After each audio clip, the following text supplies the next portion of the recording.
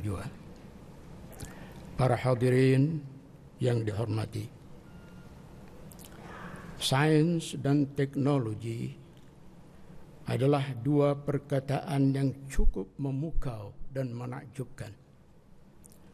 Barang siapa yang pandai menyebutnya akan beroleh saja berbangga, akan boleh saja berbangga, sementara yang tidak pandai akan dianggap tidak terpelajar atau tercicir. Bidang sains dan teknologi adalah nadi zaman modern. Ia memang pemangkin pembangunan. Tanpa sains dan teknologi, janganlah menyebut tentang pembangunan. Malah bukan setakat sains dan teknologi saja-saja. Bahkan yang kita dan dunia mahukan ialah sains dan teknologi tinggi. Jika teknologi itu cuma setakat penggunaan tulang 4 kerat semata-mata, maka itu sudah dianggap tidak bermakna lagi. Tetapi yang hebat itu di sini ialah teknologi jentera, teknologi mesin. Ini dengan teknologi jenis inilah sekarang kita membangun. Dengan teknologi jenis inilah sekarang dunia kita sedang berlumba membangun, berlumba dan terus berlumba. Soalnya, apakah sudah cukup membangun itu hanya dengan sains dan teknologi semata-mata? Orang mungkin saja akan cepat-cepat menjawab, iya, sudah tentu begitu. Lihat kemajuan di mana-mana. Semua itu adalah jelmaan dari sains dan teknologi.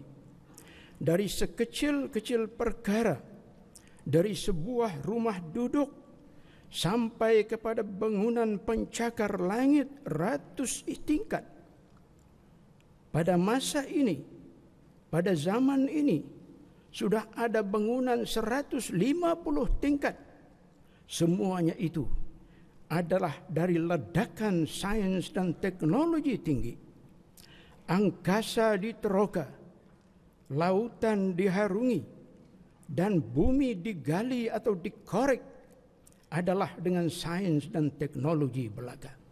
Jadi apa lagi? Apa lagi yang manusia ini mahukan? Mahu kaya, mahu mewah, mahu maju, mahu kuat? Ya, semuanya itu boleh berlaku. Letusan atau ledakan dari sains dan teknologi itu. Jadi apa lagi yang kurang? Yang masih tidak cukup dengan sains dan teknologi ini apa? Kelihatannya memang seperti tidak ada apa-apa lagi yang kurang. Kerana itulah kuasa-kuasa besar sains dan teknologi merasakan dunia ini seperti saja milik mereka, yang menjadikan mereka bersikap lebih meninggi, berperasaan lebih kuat, lebih mampu dan lebih confident, karena kuasa sains dan teknologi tinggi itu sedang berada dalam genggaman mereka. Tidak mengapa kita juga turut mengambil maklum akan senario ini dan sama sekali tidak berniat untuk mengganggu perspektif orang lain mengenai sains dan teknologi. Itu adalah hak mereka. Tetapi atas nama Islam, atas nama orang-orang Islam, membangun hanya dengan sains dan teknologi semata-mata, itu adalah belum mencukupi. Kita mengakui bahawa kita juga tidak terlepas dari memerlukan sains dan teknologi, karena kita juga adalah generasi sains dan teknologi. Tetapi untuk survive, untuk hidup dan membangun semata-mata hanya dengan sains dan teknologi sahaja, itu adalah belum mencukupi dan belum lengkap lagi. Yang lengkapnya itu kita perlu ada dua bahan lain lagi, yaitu iman dan takwa, yang menjadikan tema sepatutnya berbunyi, sains dan teknologi mesti dipelas lagi dengan iman dan takwa adalah selaku pemangkin pembangunan dan meningkatkan kualiti kehidupan umat. Mengapa iman dan takwa mesti turut berperanan bersama-sama dengan sains dan teknologi dalam pembangunan? Mengapa?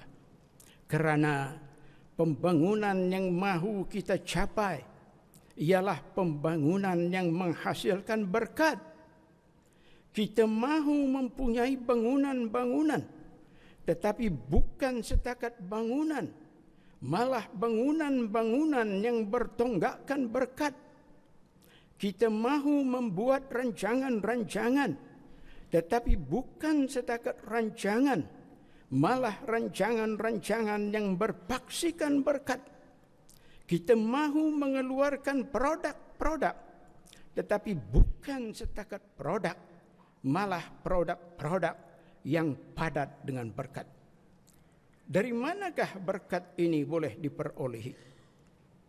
Kalau sains dan teknologi saja-saja, ia tidak akan mampu untuk menghadirkan berkat itu, tidak akan mampu untuk menagih berkat itu.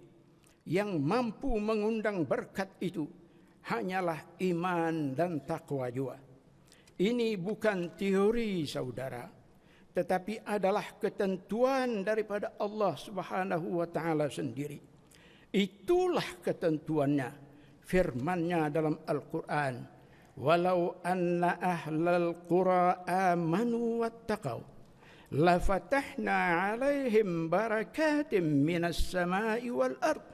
Tafsirnya, dan andainya penduduk sebuah negeri itu beriman dan bertakwa, nescaya kami akan bukakan untuk mereka pintu-pintu pengurniaan yang melempah-lempah berkatnya dari langit dan bumi. Lalu apabila ada iman dan takwa menjadi pasak pembangunan, maka pembangunan itu adalah pembangunan berkat. Dan pembangunan berkat pasti akan membawa kepada banyak kebajikan dan pertumbuhan. Negeri akan berkembang, aman dan tentram. Ekonomi pula tumbuh dan bumi subur. Kehidupan yang dianggap sudah baik akan jadi lebih baik lagi. Negeri dari era cuma mempunyai bangunan-bangunan papan akan meningkat kepada bangunan-bangunan batu dan konkrit. Negeri dari era cuma mempunyai sekolah-sekolah kajang akan bertukar menjadi bangunan-bangunan modern yang serba lengkap.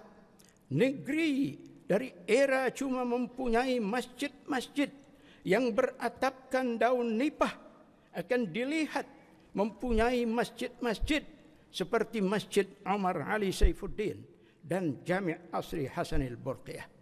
Ya, inilah pembangunan itu. Semua orang boleh membangun, siapapun mereka, muslimkah atau bukan muslim. Allah Subhanahu wa taala tidak pernah menghalangi mereka daripada membangun. Ya, boleh saja membangun, membangunlah. Dari dahulu kala lagi manusia sudah membangun. Dari dahulu kala lagi manusia sudah mengenal sains dan teknologi. Nabi Allah Nuh alaihi salam telah menghasilkan kapal raksasa yang luar biasa dengan sains dan teknologi pada zaman itu. Umat Nabi Hud dan Nabi Saleh alaihi wassalam membina istana-istana dengan cara memahat gunung-gunung dan bukit-bukit dengan sains dan teknologi pada zaman itu. Raja-raja Fir'aun sebelum dan semasa Nabi Musa alaihissalam telah membina piramid-piramid dan istana-istana yang hebat-hebat dengan sains dan teknologi pada ketika itu. Bahkan bagaimana piramid-piramid ini dicipta oleh para pakar sampai ke hari ini masih saja gagal untuk mencari jawabannya. Demikian sungguh hebat teknologi Fir'aun, dan gambaran tentang kehebatan teknologi Fir'aun ini terakam juga dalam Al-Quran, bila mana Allah Subhanahu wa taala mengisyaratkan kemampuan Fir'aun itu dalam membangun melalui firman-Nya yang berbunyi, wa qala Fir'aun ya Haman ibni li sarhan la'alli ablughul asbab as-samawati fa'attali'a ila ilahi Musa. Tafsirnya, dan berkata Fir'aun, wahai menteri Haman, binalah untukku sebuah bangunan yang tinggi, semoga aku boleh sampai ke tempat-tempat yang aku mahu tuju, yaitu ke pintu-pintu langit, supaya aku dapat melihat Tuhan Musa. Ini gambaran kuasa teknologi Fir'aun. Dia mampu untuk membangun binaan-binaan yang tinggi-tinggi lagi ajaib, semisal piramid, dan bahkan mungkin lebih dari piramid, sebagaimana gambaran daripada ayat ini. Tetapi saudara, kita orang-orang Islam adalah menolak sains dan teknologi Fir'aun atau ala Fir'aun, karena Fir'aun menggunakan sains dan teknologi untuk mendurhakai Allah, sedang kita orang-orang Islam wajib memanfaatkan sains dan teknologi itu untuk mentaati Allah. Satu contoh ringan pembangunan yang memanfaatkan sains dan teknologi untuk mentaati Allah. Brunei Darussalam telah membangun sebuah bangunan Darut Takaful setinggi 15 tingkat. Apabila bangunan ini siap atau dianggap telah siap, barulah disedari rupa-rupanya ketinggiannya adalah mengatasi atau mengalahkan ketinggian Masjid Omar Ali Saifuddin. Setinggi 9 tingkat ke atas dari 15 tingkat itu telah dikenal pasti menyebabkan ketinggian Masjid Omar Ali Saifuddin menjadi lebih rendah daripada ketinggian bangunan Darut Takaful. Maknanya, kalau mahu dikembalikan juga supaya Masjid Omar Ali Saifuddin lebih tinggi dari semua bangunan di persekitaran Bandar Seri Begawan, termasuk Darut Takaful, maka 9 tingkat dari bangunan Darut Takaful mestilah ditiadakan, dipecah ataupun dirobohkan. Ini boleh saja dilakukan, tetapi berisiko. Risiko pertama akan memakan masa yang lama, dan risiko kedua akan menyebabkan rugi mata benda, rugi besar bermilion ringgit. Tidak diragukan lagi, perkara ini sekarang telah jadi dilema berkaitan hukum agama dan berkaitan dengan untung rugi masa dan mata benda. Manakah satu yang mahu dipilih? Adakah hendak mengikut hukum agama ataupun mahu mengelak daripada mendapat rugi? Ahli-ahli lembaga buntu dan akhirnya mengambil keputusan mengangkat perkara ini ke atas. Apakah yang terjadi selepas itu? Yang terjadi ialah respons perintah daripada atas menghendaki supaya bangunan ini 9 tingkat daripada atas hendaklah dirubuhkan, dipotong, sehingga tidak berbangkit lagi ianya meninggihi Masjid Omar Ali Saifuddin. Demikian respons ahli iman dan ahli takwa. Demikian respons dari kepimpinan ahli iman dan ahli takwa. Ia sama sekali tidak teragak-agak untuk mematuhi hukum syarak. Inilah antara lain sejarah penting Brunei Darussalam yang perlu dirista dan mustahak untuk diketahui dan diingati oleh generasi demi generasi betapa Brunei Darussalam di bawah pimpinan raja yang prihatin terhadap hukum-hukum agama, ia bukan sahaja membangun, tetapi setiap pembangunan itu juga tidak akan dibiarkan bercanggah dengan hukum syarak.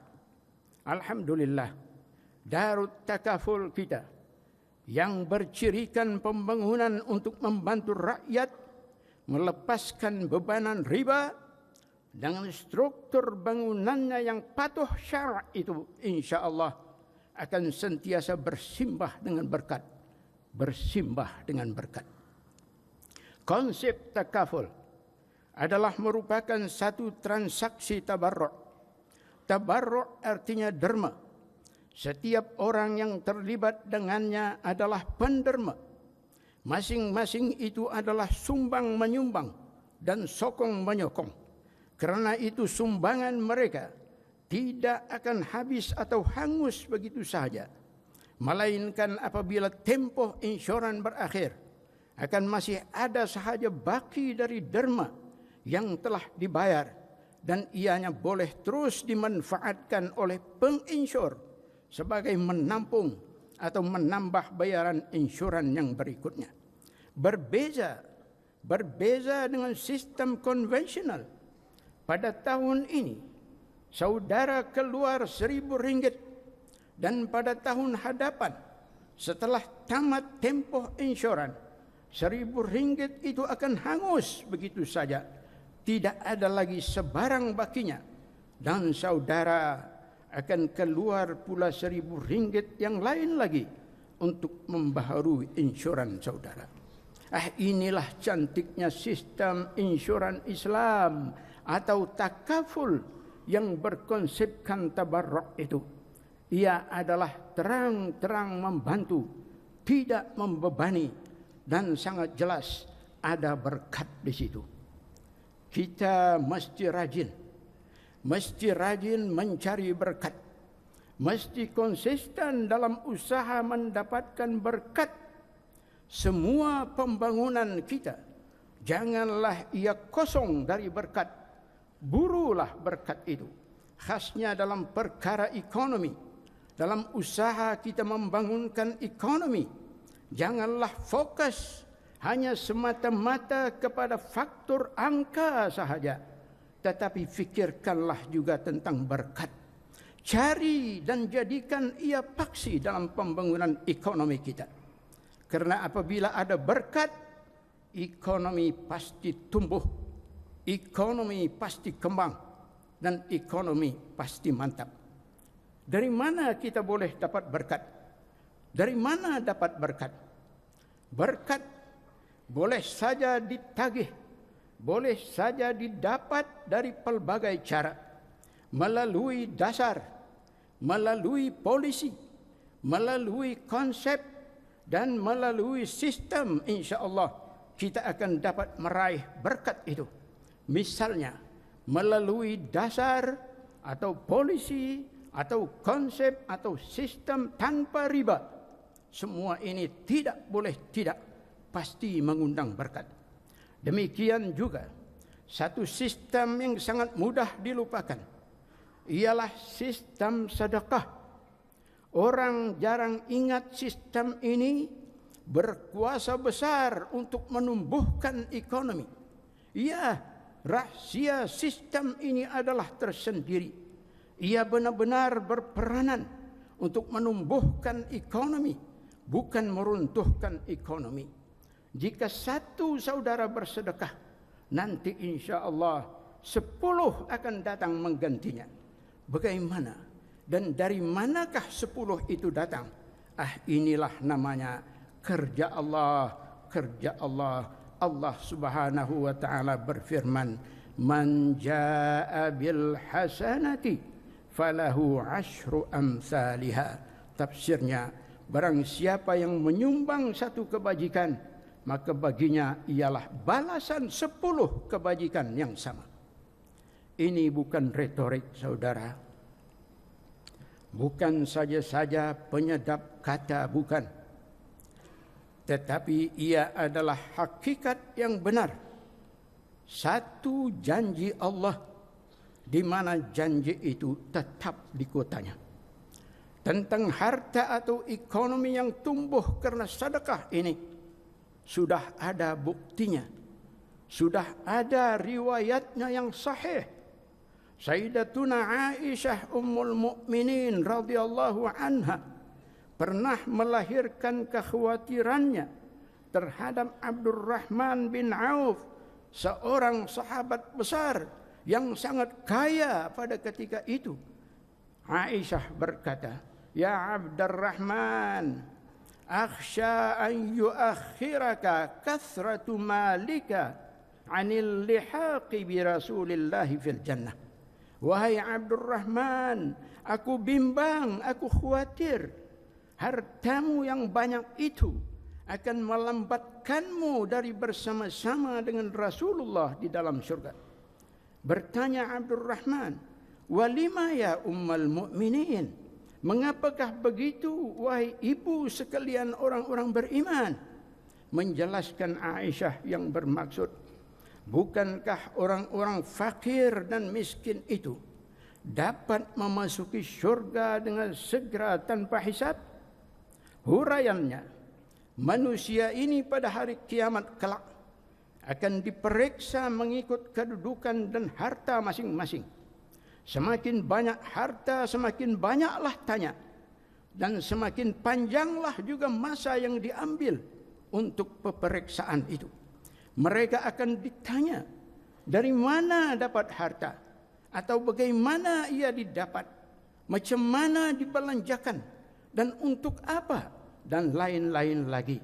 Sedang orang fakir dan miskin yang tidak ada harta tidaklah banyak atau tidak ada langsung yang hendak ditanya itu, maka dengan itu mereka pun dapatlah memasuki syurga dengan segeranya. Inilah yang dirungsingkan oleh Aisyah terhadap sahabat yang sangat kaya raya ini, Abdurrahman bin Auf. Tetapi Abdurrahman telah membuka satu rahasia besar dengan berkata, "Wa madza af'alu ya Ummul Mukminin? Wallahi ma mana'tul mala sa'ilan wala mahruma, walakin ma af'alu ma'allah.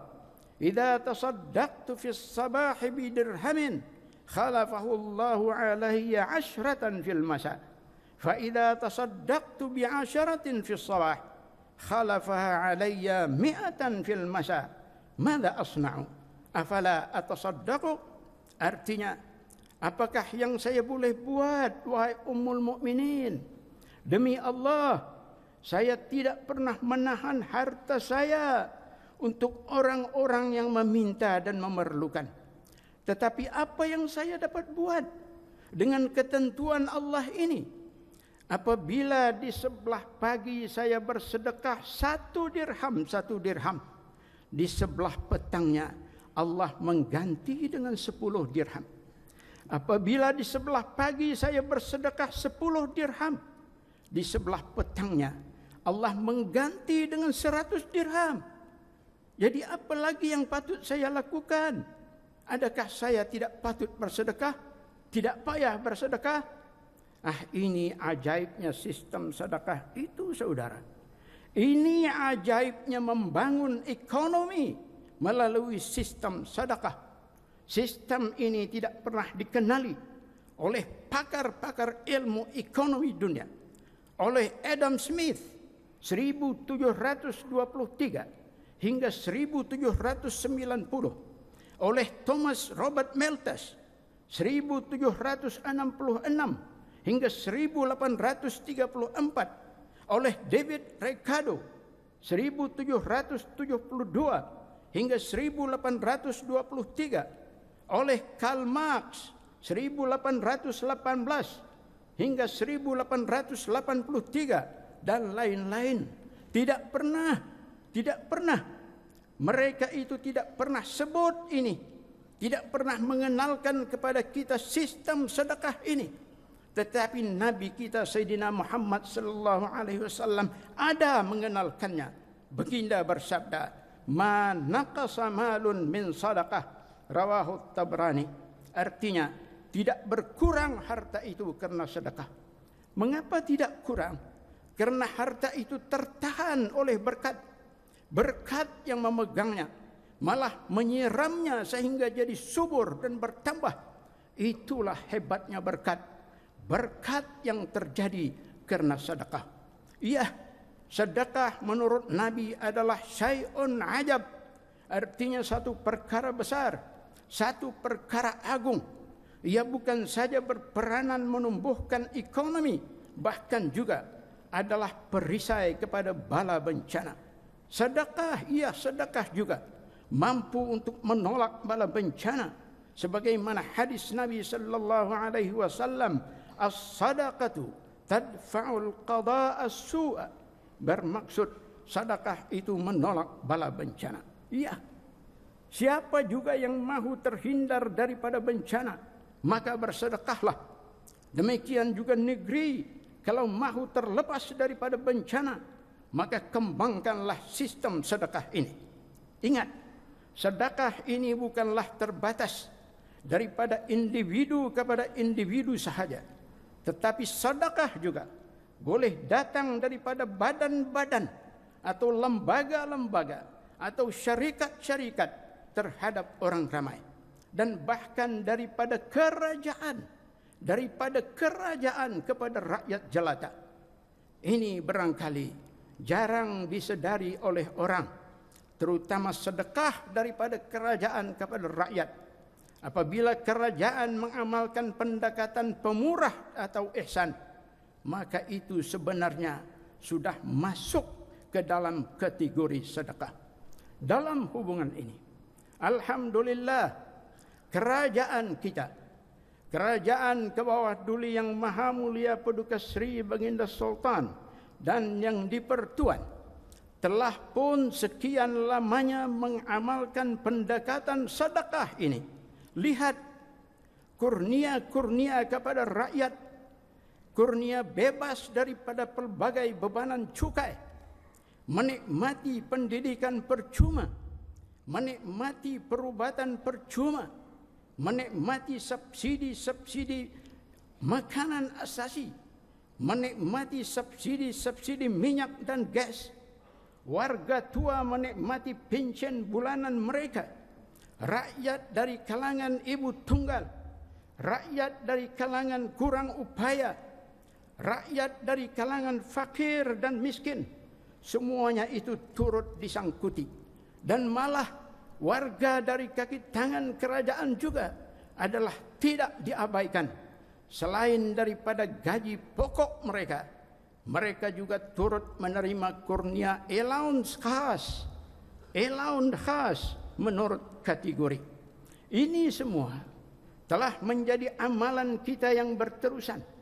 Disedari ataupun tidak, ia adalah paksi kepada kemakmuran dan sekaligus paksi kepada kelangsungan serta keselamatan bangsa dan negara. Sayugia kita hayati ia dengan akidah dan keimanan yang mendalam.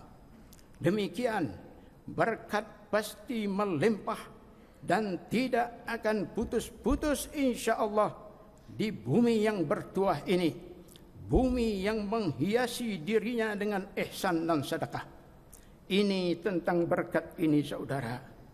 Tentang berkat ini, ia tidak pernah disebut atau ditulis dalam mana-mana buku para pakar seperti nama-nama mereka di atas tadi. Tidak pernah disebut atau ditulis dalam mana-mana buku para pakar ekonomi seperti nama-nama mereka di atas tadi. Tetapi kitab kita orang-orang Islam Al-Quran ada menyebutnya. Dan Nabi, Maha Guru yang tidak ada tolong bandingnya, juga ada menyebutnya. Ada memandu dan mengajar kita bagaimana untuk meraih berkat itu bagi mengatasi krisis ekonomi. Perhatikan contoh kecil ini. Riwayat dari Sahal bin Sa'ad radhiyallahu anhu. Nabi sallallahu alaihi wasallam pernah didatangi oleh seorang lelaki yang mengadukan dirinya fakir.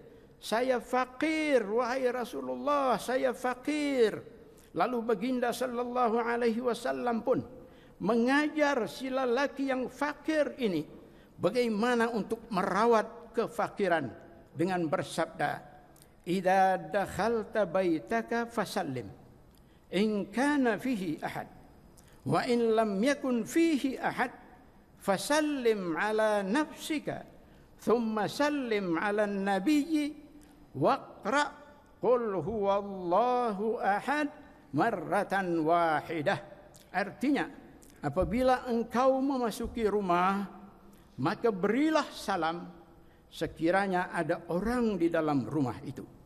Sekiranya tidak ada orang di dalamnya, maka engkau beri salam ke atas dirimu sendiri dan ke atas Nabi sallallahu alaihi wasallam, dan bacalah qul huwallahu ahad sekali saja. Lalu lelaki ini pun melakukan apa yang disuruh atau diajarkan oleh Nabi ini. Maka menurut riwayat tumbuh dan bertambahlah rezeki si lelaki ini. Dan bukan setakat itu sahaja, malah rezeki itu juga turut pula melimpah kepada jiran-jirannya. Allahu Akbar, subhanallah. Ini berlaku karena si lelaki ini adalah benar-benar yakin, meyakini metodologi Nabi sallallahu alaihi wasallam dan sekaligus mengamalkannya. Lihat apa yang berbangkit di sini. Yang berbangkit di sini ialah faktor keyakinan, faktor keimanan, dan faktor takwa, faktor patuh. Dua-dua faktor ini ada dan berfungsi di dalam diri si lelaki. Dia itu yakin terhadap metodologi Nabi dan sekaligus taat untuk melakukannya sebagaimana yang disuruh oleh Nabi. Dalam makna dia ini adalah membangun. Lelaki ini adalah membangun dirinya dan membangun ekonominya dengan iman dan takwa itu. Lalu karena itulah nasibnya pun berubah menjadi kepada yang lebih baik. Ini rahasia iman dan takwa itu. Dalam metodologi pembangunan biasa, ini semua tidak berbangkit, tidak ada. Yang ada hanyalah semata-mata sains dan teknologi sahaja. Oleh itu, kita berpendapat metodologi pembangunan dengan sains dan teknologi dipelas iman dan takwa ini patutlah diperkenalkan kepada generasi masa kini, termasuk melalui pengajaran dan pembelajaran di sekolah-sekolah sehingga ke peringkat yang setinggi-tingginya. Barulah insya-Allah akan dapat kita menikmati aspirasi pembangunan berkat yang sebenar-benarnya seperti yang telah dicanang oleh Al-Quran. Walau anna ahlal qura amanu wattaqau la fatahna alaihim barakatim minas samai wal ard. Dan sekiranya penduduk sebuah negeri itu beriman dan bertakwa, nescaya kami, yakni Allah, akan bukakan untuk mereka pintu-pintu pengurniaan yang melimpah-limpah berkatnya dari langit dan bumi. Ampun beribu ampun. Sekian saja sekelumit mengenai tema Majelis Ilmu 2014. Sebelum menjunjung anugerah mengundurkan diri, hamba ke bawah dulu Tuan Patik menjunjung ampun kiranya terdapat sebarang kejanggalan atau surut langkah di sepanjang penyampaian ini. Wallahu waliyut taufiq. Wassalamualaikum warahmatullahi wabarakatuh. Menjunjung anugerah.